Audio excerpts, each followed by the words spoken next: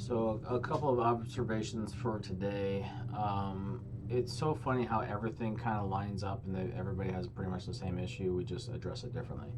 So the big takeaways for today for some of the clients, a couple different clients, is that when you do a lot of core work, just like any muscle, if you do a lot of bicep work and then you get a good pump on the bicep, that takes a while for the body to heal.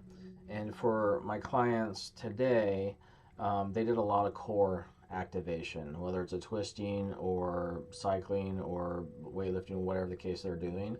And it created that inflammation response in their abdomen, and then it basically just um, overloaded the rib cage. So then, when that happens, and we can't get the stomach to decompress like we need to, so that way it can be restructured, and the pelvic bowl and the diaphragm will sync up, we go into what I call a sideline stretch. The sideline stretch is something that we can check the glute medius and minimus muscles.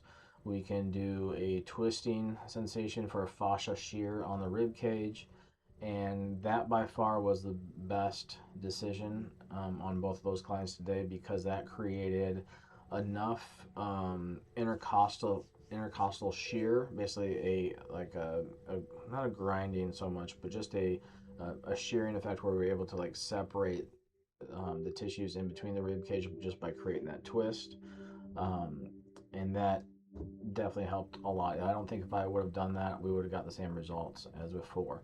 The other interesting thing was one of the clients said is that why is it that when I get deep tissue work, I don't get the same results? And I asked, does the person who does deep tissue work with you, do they work on your core and your rib cage? And she said no.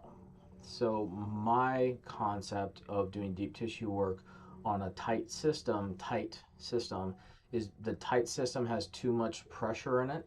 So you can't take a pressurized system and beat it to submission and make it less pressurized. You have to work higher up in the system, and basically this system is the biggest pressure regulator. If this system isn't balanced and working well, doesn't matter what your extremities are doing, it's not going to work as well. It still might feel good and still might give relief, but longevity of relief is really what I'm all about, and you don't find that out until after they come back.